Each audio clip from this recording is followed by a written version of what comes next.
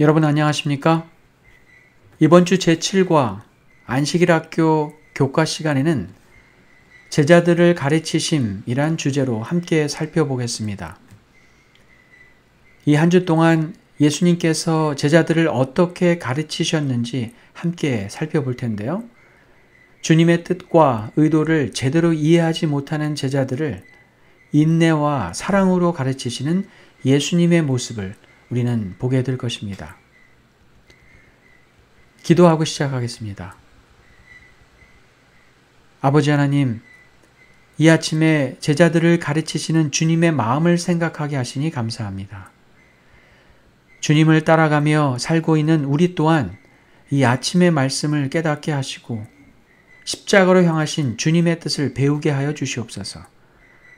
한 주간 주의 가르치심을 배울 때에 우리가 진정 주의 뜻을 따라 살고 있는 주의 제자인지 다시 한번 확인하는 귀한 시간이 되게 하여 주시옵소서.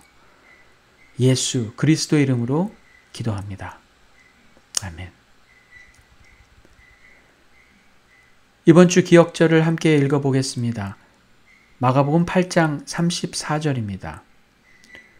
무리와 제자들을 불러 이르시되 누구든지 나를 따라오려거든 자기를 부인하고 자기 십자가를 지고 나를 따를 것이니라.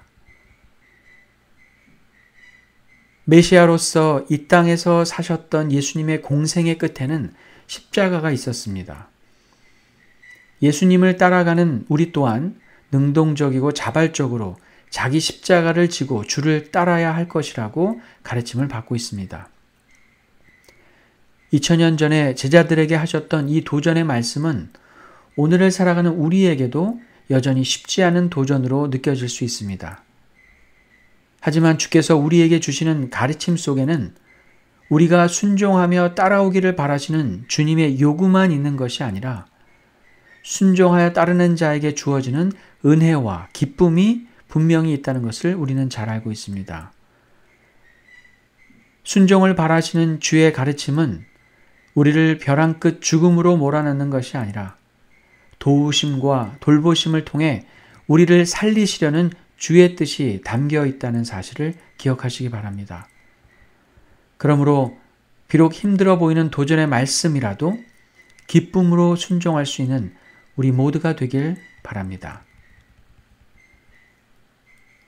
예수님이 제자들에게 가르치셨던 말씀의 중심에는 예수님이 걸어가시는 길이 과연 어떤 길인지에 대해 이해시키려는 주님의 의도가 있었습니다.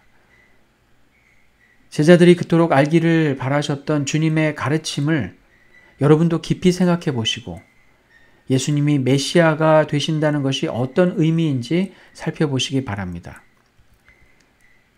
제자들이 예수님께 바라고 있던 메시아의 모습이 아닌 예수님이 제자들에게 가르치시려 했던 메시아의 의미가 마침내 제자들에게 전달되는 과정을 우리는 보게 될 것입니다. 예수님은 진정 누구인지 제자들이 이해하는 과정을 통해 우리는 복음서의 큰 전환점을 보게 될 것입니다. 일요일 교과에는 마가복음 8장 22절로 30절을 중심으로 소경을 고치셨던 예수님에 대해 말씀하고 있는데요. 벳세다에서 소경을 치유하신 이 사건은 오직 마가복음에만 기록되어 있습니다.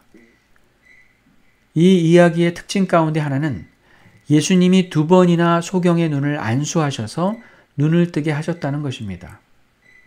평소처럼 단번에 말씀으로 치유하신 것이 아니라 2번에 걸쳐 소경을 안수하신 일은 분명 행동으로 보여주신 가르침이 있었습니다. 마가복음 8장 23절과 25절입니다. 예수께서 맹인의 손을 붙잡으시고 마을 밖으로 데리고 나가사 눈에 침을 뱉으시며 그에게 안수하시고 무엇이 보이느냐 물으시니 이에 그 눈에 다시 안수하심에 그가 주목하여 보더니 나아서 모든 것을 밝히 보는지라. 예수님은 2번의 만지심을 통해 소경을 고치심으로 제자들에게 다시 한번 예수님이 가시는 길을 가르쳐야 함을 나타내셨습니다.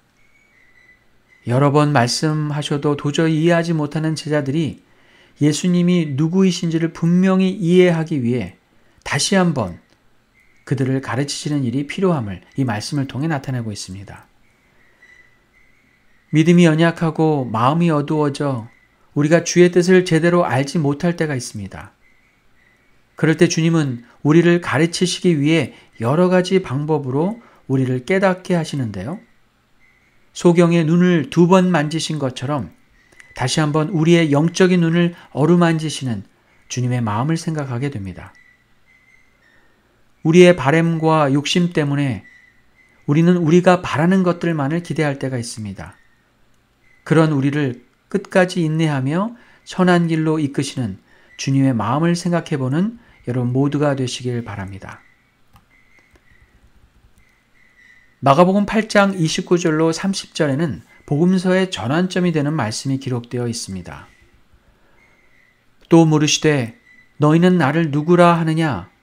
베드로가 대답하여 이르되 주는 그리스도이시니라 하매 이에 자기의 일을 아무에게도 말하지 말라 경고하시고,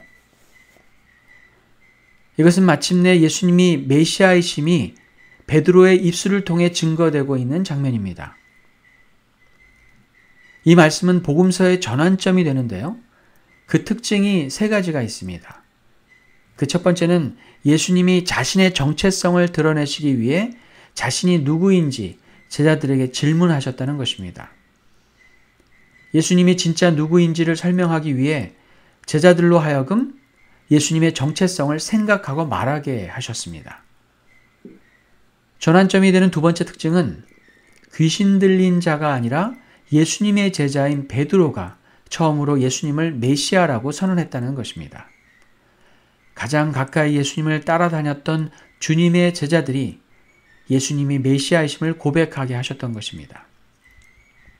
3번째 특징은 예수님이 가시는 길이 제자들의 바램과는 다르게 십자가를 향해 가고 있다는 것을 설명하셨다는 것입니다. 메시아이기에 사람들에게 높임을 받는 자리가 아니라 십자가의 길을 가고 있다는 말씀을 통해 메시아에 대한 바른 이해를 제자들에게 심어주셨습니다. 예수님은 제자들에게 자신이 메시아라는 사실을 아무에게도 말하지 말라고 하셨습니다. 예수님이 메시아이심은 분명한데 당시의 사람들이 생각하는 정치적 메시아가 아니기 때문에 사람들에게 오해를 일으키지 않도록 말하지 말라 하셨던 것입니다.